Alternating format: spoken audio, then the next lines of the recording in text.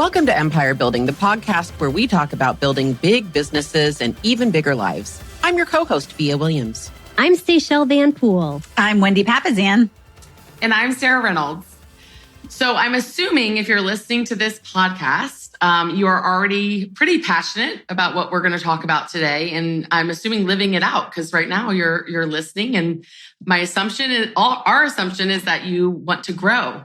And one of the biggest areas of growth for all of us, and something that is so common amongst the four of us, is that we are all learning based.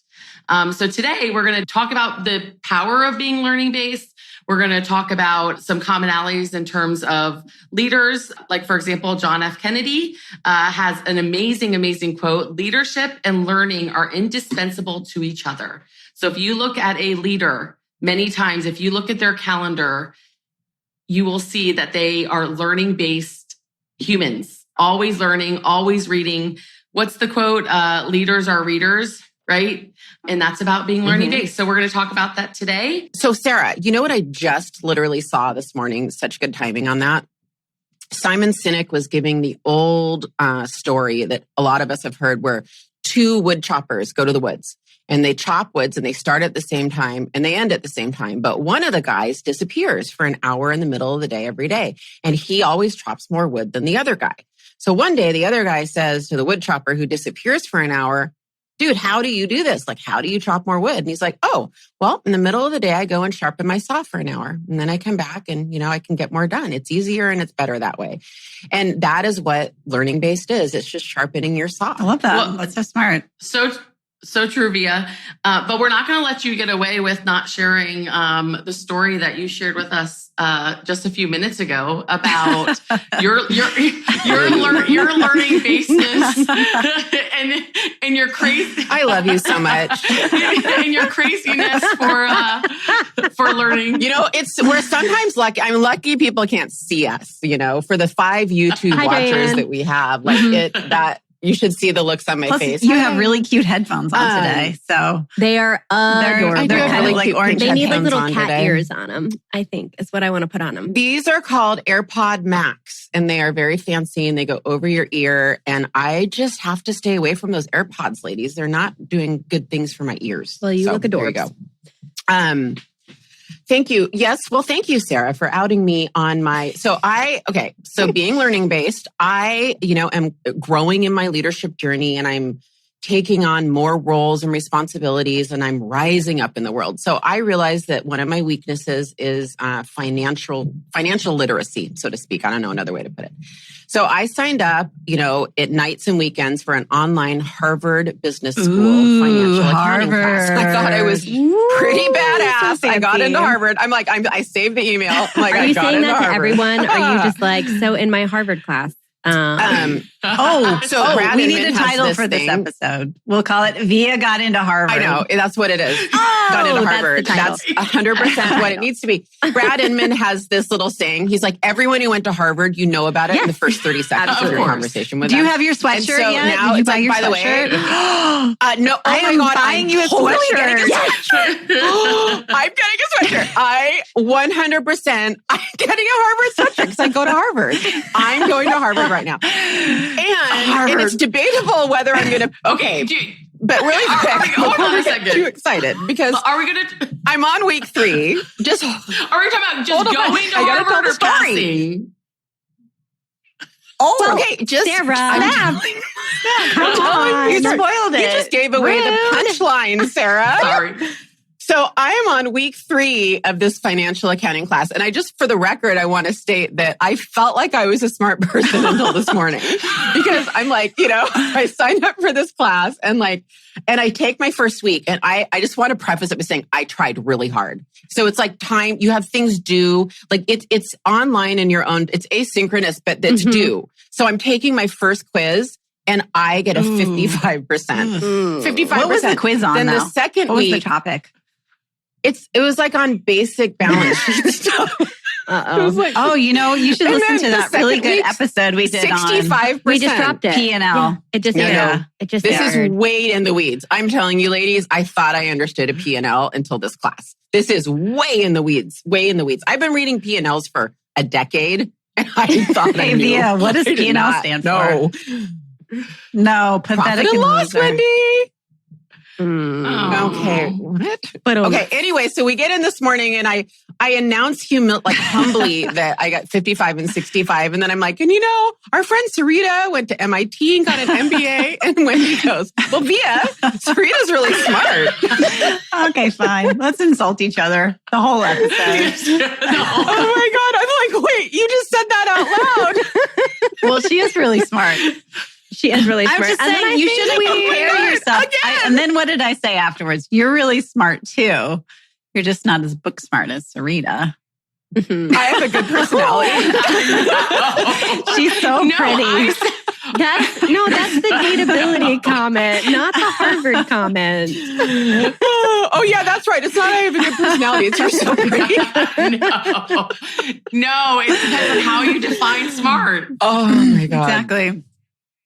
Anyway, here's the point though. I'm going to slog through this. I am so determined whether they pass me or not, I will finish, and I'm learning so much. I really am. And it's really hard. My brain really doesn't think that way. It's very, I had no idea how much subjectivity there is in accounting. I had no idea that if you spend money, it's not an expense unless you put it in the expense account. I just didn't understand that. All the things I've known over the last 10 years, I'm like, oh my God, that's why they say that. That's why the controller says that. It's so cool to do it. I really do recommend it, even though I may fail. It sounds like you have a lot of what we would call unconscious incompetence around this particular subject, which is really what we're talking about next. If you're thinking about learning based, there are 4 categories, right, of competence. And the first one is unconscious incompetence, which is you don't know what you don't know. That's what I hear you saying, right? Mm-hmm. You're taking the test. There are things in there you thought you knew about a P&L, you don't even know. And so that's really where we all start as babies. It's like Seychelle was saying earlier. It's like when you're handed a newborn, right? You don't know what you don't know about being a parent, right? Yeah. And then you have to take the baby home and you move to conscious incompetence, which is you now realize that there are many things you do not know. So I actually think that's where I am. Okay. I knew what I didn't know. So which is why you signed up for. That was a terrifying moment, right? There you go. Okay, yeah. So Via blew right past the unconscious incompetence, knew a lot. She had already figured out what she didn't know. So she moved to conscious incompetence, which is, I think, where many parents are when they bring their kid home and they, you spend your whole pregnancy in unconscious incompetence, thinking you know everything about your kid and you know all the awesome things, but really you have no idea what you don't know. And then you take the kid home. Do you guys love Friends? And then, yes. Okay, yeah. Conscious incompetence makes me think of the episode where Joey buys the encyclopedia because all his other friends are really smart, and so he studies the words, And then they zoom in on. Wendy's going to send me a set of encyclopedias. With the sweatshirt. They're going to be on her bookshelf behind her with a sweatshirt. They zoom in on his face, and when someone says a word or something that he doesn't know, and you're just you realize, you feel like the small person of wait, I don't know that. Just his image for me, that's conscious incompetence. I don't know. All of a sudden, I don't know that. I need to learn it. So. Yeah, that's really fair. So conscious incompetence, you now know what you don't know, is number 2, right? Bring the baby home. Joey gets encyclopedias, all of the things. Via goes to Harvard, all the things. Inconscious. All the things. Via's at Harvard. That sounds like a good show. Yeah, and then Via goes to Harvard. I know, it does. Conscious competence. Via goes to Harvard. That's a what show is what that is. I almost said it. I'm good. I edited on the podcast. How have we not sworn accidentally on this for a year and a half? How has that not happened? Okay, number 3 is conscious competence, right? So conscious competence is you know what you know, right? It's you know what you know. And this is where you have to be when you're teaching and training someone, right? When you know what it is that you know do well. And the example I have for this one is that I train a lot of agents to get into luxury real estate, real estate agents. And what I have found is that luxury agents are so talented and so good. They're an unconscious incompetence. They just show up and do their thing, like Sue Adler or whatever. She doesn't even know what she does. So we have to go back into like, hey, I have to be aware of like why I say what I say and what my scripts are and why my pacing is this way. What am I doing? And this is where you're focused on understanding how it is, So this is usually when you're on your way up, right? When you're learning a new skill and you're still thinking it through and it's not rote yet. But you can go back down on it too. Yeah, the fourth is really wisdom. Like it's so ingrained in us. So unconscious competence it's so ingrained in us that sometimes we don't even know how we've mastered it because it comes across as such a strength and so natural that other people pointed out. I know that I've had that happen, similar to what Via was explaining with training, right? It's like after showing houses for 20 years, we don't even realize we have a method to showing houses and there's some wisdom around showing houses. And it's come so natural to us, right? That we have to then go back and document sort of like what Via is saying. So those are the four sort of phases, right, of learning, I would say. Four phases of mastery. They're the four phases of mastery. Yep. And so what I like to study commonalities amongst leaders, amongst those that are successful. One of my favorite books is The Millionaire Real Estate Agent. And why that's my favorite is that they studied all of the successful real estate teams and they put it in a book, right? So today we wanted to talk about 6 things that learning-based leaders have in common. So what are the commonalities amongst those that are learning-based? I love that. If you think about number 1 of that, right, it's that learning-based leaders spend time and money actively on learning. It's an investment. They're investing in their future and they're investing in their growth. And so, one of the best ways to do that is to be purposeful about your learning and planning where your budget's going to go for that. And so actually making a plan and putting a calendar to that and a budget behind it so you can plan where your growing is going to be.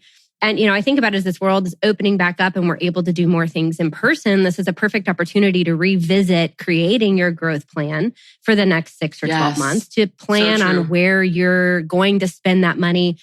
Because chances are you probably have saved some and not spending that in person over the last several months. And so that's, something I'm really excited about. We have our own group, right, of 11 of us and a couple hundred other people joining us with Amplify coming up in September. And that alone is, focused on, right, building a big business, building a bigger life, finding a group of women that, support each other and grow and push each other to live their best life.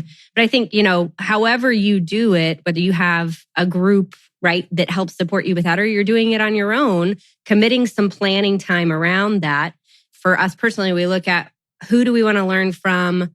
What do we want to read or listen to? And what are we going to do about it this next year to learn from those things? And then we usually pick 1 to 2 themes that we're really focusing in on to help support that. I love that say. My dad has always said, I can tell a person by looking at 2 things, their calendar and their bank account. I don't even have to know them, but I can tell you who they are. And so learning-based leaders, if you look at their calendar, if you look at their bank account, they're spending their best resources of their time and of their money on learning and growing. And they never feel like they've arrived. So you look at their calendar and bank account and you can see that they're learning-based. Well, I love that. And I have a story that happened this week that's going to transition us right into number 2. So number 1 is, they spend time and money on it. Number 2 is they focus on really 1 or 2 topics at a time. And my story is there's a wonderful woman in my organization that comes to me for mentorship, really. And I just love it so much. Like, I can't stress enough how much I love it. I just adore her. And I'm really honored that she comes to me from time to time. So she came to me and we had a call a couple days ago. And she was like, I really want to be this, it's a really big position. And I get that is not, going to happen right away, but I want to work my way up to it. And I'm trying to work on a growth plan. And I'm just trying to understand how I do that, And so, we talked about it and I'm like, well, and we went through the 4 stages and I'm like, you're kind of at the, I don't even know what I don't know stage, right? So I think you need to chunk this down. And what you need to do is you need to figure out what the first domino is. And the first domino is to get out of I don't know what I don't know and get into I know what I don't know. And then, and only then, can you decide because she was asking me what conferences to go to, what to do. So I was like, you just need to line this up in dominoes from the one thing. And I'm like, if you're in unconscious you just don't know what you don't know yet, right? Whatever that one is. I'm like, the first thing you need to do is you need to go make it a goal to talk to 4 or 5 people in this position. And she was like, oh, that sounds intimidating. I don't know how to do that. I'm like, well, that's why you're calling me. I can introduce you to 2 right now. And that's your one thing until you can talk to 4 or 5 people and we can come up with the questions together, right? And that needs to get you into where you know what you don't know. Then you can start going, okay, these are the skill sets I need. That's how I know, by the way, I had to go to Harvard. That's how I knew that I had to add financial accounting. It was just my weakest point, right? I'm pretty good with my skill set. I'm pretty well-rounded for what I want to do, but I was weak there. So focusing on 1 or 2 topics at a time and remembering that mastery and success is not simultaneous. It is sequential. We say that all the time, right? But just 1 or 2 at a time. There might be 20 things you need. So that's fine. They can all go on the list, right? But now let's put them in the right dominoes and knock off those dominoes in the appropriate order. I love that. Yeah, that's awesome. That's such a great example. And that leads us right into number 3, which is it's really important who you surround yourself with. And so you need to be strategic about who you're surrounding yourself with. This is one of the things that all learning-based leaders have in common. And this is a perfect example of the story that Via just said. And that really starts with strong mentors, right? And then once you understand what you know or what you need to know in order to get to the next step, surround yourself with people who have competence in that area and they can share with you some of their tips and tricks. Yeah, this year, how I've sort of done that personally is that, and I think I shared on a few episodes ago, that we're really learning how to scale culture, right? And that's something that I've been reading a lot about, studying. And one of the first questions I asked was, okay, what type of leader do I have access to that I know knew or has done scaled culture, right? And so I reached out to Mo Anderson, a role model for many of us, and said, can you help me, right? And so taking the topic that you're focusing on, right? Like Via said, and then who has already mastered it, that if you can get in that circle or get to know them, study them, read about them, man, you will learn so much and you will grow, exponentially when you combine the focus and strategizing on who you're looking at. So I actually think this is a superpower of yours, Sarah, and something that I really admire is you're very good at figuring out who the best is at something and then reaching out and asking for help and getting like word-to-word advice from someone. You're really good at it. It's remarkable. So. Yeah. Oh, thank you. And another way to look at that too, like you went to the great, what I've been doing is I've been shadowing our controller once a month during our monthly book closeout. We call it Transmittal. I either travel up to Bellingham 90 minutes or we go on Zoom and she walks me through and, whatever that looks like, for you, it's just trying to understand her mindset. I'm like, I'll ask her questions like, what are you looking at? What are you focused on right now when you're skimming this? What are you looking at? What's jumping out at you? And I make her go back into conscious competence a lot because she's just looking through the financials, right? And so with someone like me sitting next to her, she's like, oh, yeah, you're right. Like I haven't ever had to tell anyone this. Well, what I'm looking for are variances and this, and does anything jump out? And then I pull last month, see how I have last month's here? That was right there. Massive change for me.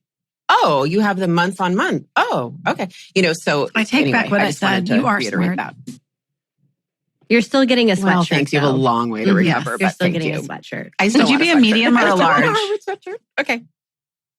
I would be. Okay. Ooh, I want you to get me medium because I'm on my diet again. Okay. That's good. Okay. So the next thing, after you have surrounded yourself with those that you want to learn from, right, that are focused on on that.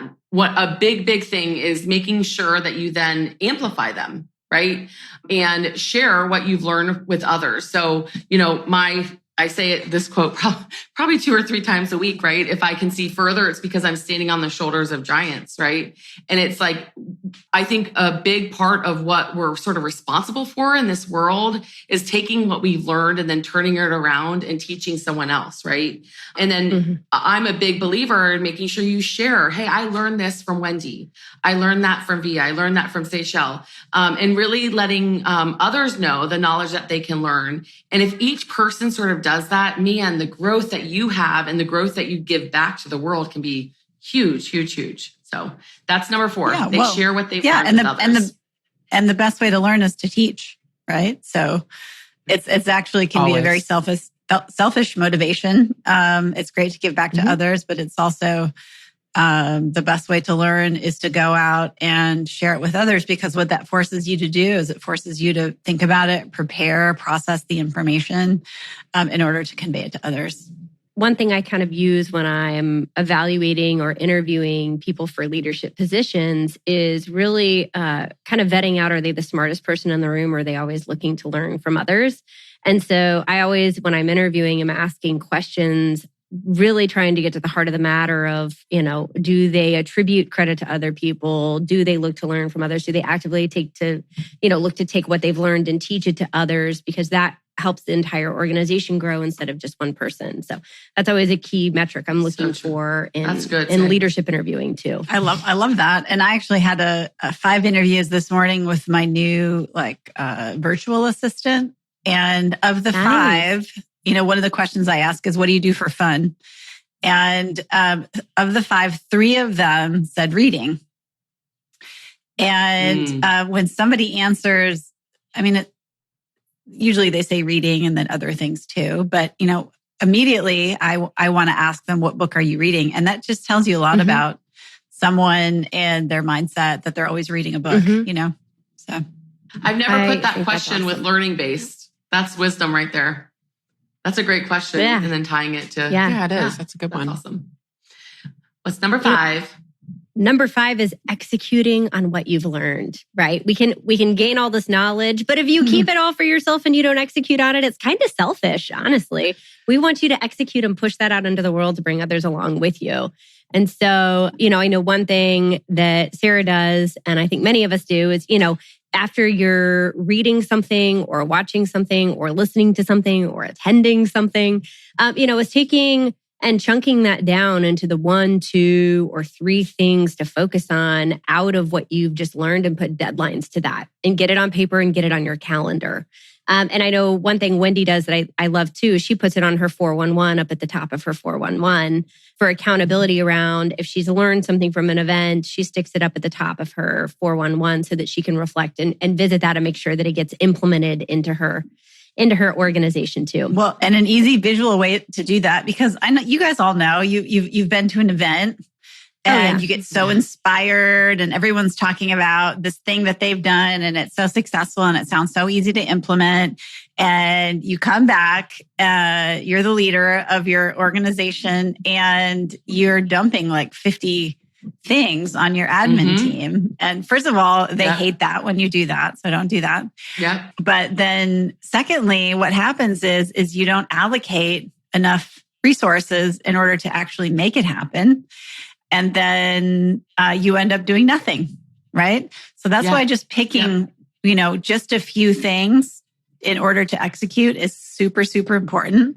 And a really easy visual way to do this is you can put a sticky note somewhere where you're going to see it.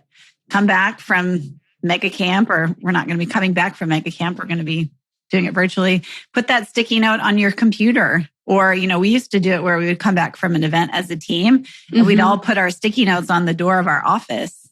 And then it just, as soon as we're done executing that one particular thing, that little sticky note goes in the garbage. And that's a tiny little habit, right? But it's a one that's very effective, and it's just going to be there in your face until you execute.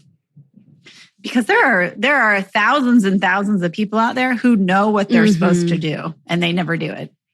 Yep. Yes.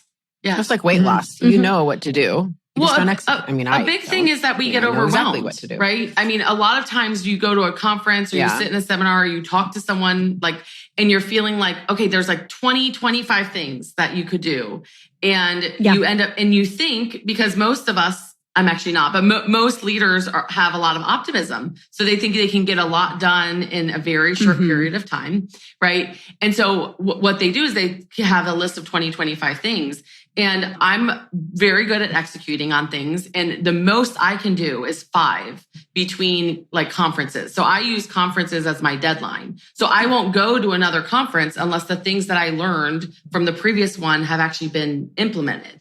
And that's how I've had a lot of growth, is like using those as the deadline, to where you're not having this snowball effect of all these things that you haven't executed. And then you have sort of fog brain of what you should be prioritizing. So always having in your time block, always having in your calendar 2 to 3 hours of white space after a conference or after reading a book, to where you're looking at your list and then prioritizing the things that you're going to execute on. And my recommendation is do not. Those were my flights. The flight. Yes, I know. Yes, on our flights. And I miss them. The other part, I love that because it's highly accountable, Sarah, and it gives you deadlines to it, which I think is freaking awesome. The one part that Wendy kind of glossed on that I want to make sure we hit too is, if you do have administrative or operations team, bringing them along as to why you want those things or what that does for them or how that impacts the business, and tying it back to results or growth or systems or help or support or leverage or whatever that is. Because I've seen so many people come back from conferences and either A, feel like they need to fire their entire team, or B, come back and just like barf to-dos and action items all over their team. And the team doesn't even know why they're important because they weren't sitting in their sessions. And then they get really resentful of their leader going to the next conference because they have PTSD that's going to happen again. So just like really be mindful of that. Yeah, this person who called me for mentorship, that was one of her questions. She's like, I'm really confused when I bring my team with me. I'm looking at all these, different conferences that would be good for my growth plan. And I'm trying to understand when I bring my team to them and when I don't. And I said, you don't bring your team when you're constructing your vision. Don't bring your team then. You go figure it out what you want. And then when you decide what the next steps are after you chunk it down, then you bring your team when it's relevant to execution, right? And so I do think there is a time to bring people along. If your organization's bigger and you're listening to this, bringing your ELT is fine because you're like, hey, this is what I'm thinking as a direction. But I do think that's actually its own discussion. Like, at what point do you bring people in? This week I was shadowing one of my friends. He leads an amazing team up in Rhode Island. And part of what we do in our mastermind is we go to each other's office. And we do like an office tour, but I like to spend time and really talk to the people and get to know them and their role, get to know, what they love about their leader, because I learn a lot from that, right? Of how I can be a better leader. And so I was walking through and there was the room with all the high C's, the detail-oriented people. You could tell the minute I walked in, they were really nervous. So I just shut the door because there's about 20 of us there. So I shut the door and I was like, introduce myself. And I said, are you, the girl started talking and her lips were quivering. And I said, you're okay. Are you nervous? And she said, yes. And she goes, I hate these. And I was like, why do you hate these? And she goes, because you guys give us a lot of things to do. And every time that this leader goes to one of these conferences, he comes back with all of this stuff to do. And it's really, really overwhelming because we want to do a good job. And I was like, man, that is so true. Like, they want to do a good job. And when we unload all the things and they don't know the why, they don't understand it, right? We're not connecting the dots. And so what I've done that has helped me is like making sure I have clarity myself. Instead of like, I used to during conferences be sending them things to do, like as I heard it, right? And I realized how overwhelming that was. And so I was like, okay, now I have my own clarity around the priorities, and then I follow up with them. This is what we're focused on. This is why. And then that way they have some buy-in to it. But Wendy, that was so brilliant even bringing that up because I had forgotten about it. So I love that. Yeah. Well, and a lot of times what we're already doing, we're not even really nailing it. We're doing it at 70%. Oh, so true. And we maybe don't know that. And we like the shiny, we like the new, we like the something that's fun and different. And everybody else is doing it now. We're jumping on the bandwagon. And our admin team knows like, hey, we're not even nailing it. We're not there yet. Mm-hmm. Yeah. Yep. Well, that's a good segue, to number 6, right? We have never arrived, right? So when you're learning based, you have a mindset of always growing, and you've never hit, the finish line on it, right? You understand that this is we're evolving as humans, where our personal growth is evolving, and there's never a top stair on that stairwell. Well, I was just going to say, we know what Via's learning right now. She's studying at Harvard, and she's taking size medium sweatshirts delivered to her office. But I'm curious, Seychelle and Sarah, what are you learning right now? What's on the top of your list? On the business side for me, I'm actually learning to be an OP, or an operating principal, in the Keller Williams world. So over the last 6 months, I've been putting in sweat equity of working with a market center and our regional director on a weekly basis and learning the operational components and operating principle part of that. And on the parental side, actually, Sarita gave me a great book recommendation. It's called The Blessing of a Skinned Knee, which is using a lot of Jewish child-rearing techniques, actually, in raising kind, grounded, and independent kids. And so I'm working on that with Quinn right now. So those are my Sarita. 2 that I'm working She's so on. smart. I know. See, she's so smart. She's Again, Sarita, so smart. She really is the smartest one. So those are my 2 that I'm working on right now. Love that. You're such a good mom. Seriously. Working on it. We're working on it. I'm not going to have the personal thing. That's the thing. I was like, you started us. I'm like, oh no. I have to say something. I'm learning on the personal side. You're working on your health. Yeah, you're working on your health. Your health is incredible. I mean, come on. Yeah. Your health is incredible. Have you seen the pictures of Sarah lately, you guys? I mean, hello. So, woo, woo. Ow. Hot. Yeah. Thank pistol. you guys. Yeah. Thank you. Yeah. Well, on the personal side, for sure, learning anything health related, studying it. Also, just like studying people that have high levels of stress and make their health a priority, right? So emotional eating for me has been a big thing in sort of overcoming that this year, which has been hard, very hard. But that's on the personal side. On the professional side, I would say asking more questions and being a better coach. I had my coach observe a leadership meeting, and I've ran these leadership meetings for about 3 to 4 years now. And so it's sort of like an old hat for me, right? And his feedback was, you tell your people what to do. You don't ask questions to have them self-discover. And part of why you're feeling like you have to handle it all is because you haven't helped them their process things. So I'm studying tons of coaching books right now, really paying attention to those that ask really good questions versus telling, right? That's what I'm learning right now and working on growing in. What about you, Wendy? Well, I'm taking actually a leadership class. I don't know if you guys know Ryan Holiday. He wrote... Oh, I love Ryan Holiday. I get one his of his books, email, every single one. The Daily Stoic, every morning, which I love. Yeah, and then he's doing like an online leadership class, and it's kind of cool because you get a daily leadership email, and then he does a deep dive once a week, and then he's created a Slack channel and for a discussion, and then like everybody in Austin is sort of getting together and meeting. So it's a community thing too, which is kind of cool. Oh. And so I'm just, looking at leadership through the lens of Stoicism, which is kind of his thing. And what I like about it is, especially right now, as we're in Austin, we went back to stage 5, and it's feeling less exciting and a little bit more hopeless. I have several friends who are in the medical industry, and it's tough. It's tough to be an ICU doctor or an ER doctor right now in Austin. And anyway, it's just, I'm just learning, the power of resiliency and the power of stoicism. And And this idea that, 10% of life is what happens to you and 90% is really how you react to it. And that's leadership too, So hard things are going to happen. They happen all the time. This pandemic shouldn't have been a surprise to anyone. Everything that happens shouldn't be a surprise. Just as humans, we're kind of wired not to be logical about things. And so it's just a good lens right now to look at leadership through the eyes of Stoicism. Love that. Yeah.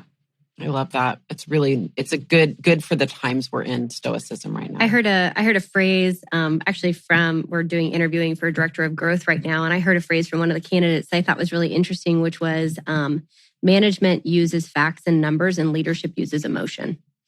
I thought that was interesting on hearing him break those two out on when to lean in on which one. So that's I'm good. with you, Wendy. That's good. So in closing, this was awesome. I have to share a little story with my Meemaw turned 89 this week. And I Happy birthday, love my Meemaw. But we are all about growth, right? And how can you guarantee your growth is by being learning based. And I remember when I started growing our business, my Meemaw, she's from the South, and she said, "Darling, don't get too big for your britches." Meaning, if you want to grow, you've got to keep learning based. You've never arrived. You're constantly learning. Follow the steps that we outlined today. And year after year, you will grow because as a person, you're growing and who you are is growing. Your company, your empire will only grow to the extent you're growing. And how you do that is making sure that your calendar and your bank account are reflecting being learning based. So thank you guys for joining us today. Love it. Bye. Thanks, guys. Bye. Bye, everyone. Thanks for listening to Empire Building. If you like what you heard, join our tribe by subscribing on your favorite podcast platform and help us spread the word by leaving a 5-star rating and review. Until next time, wishing you a life worth living. And remember, you are an empire builder.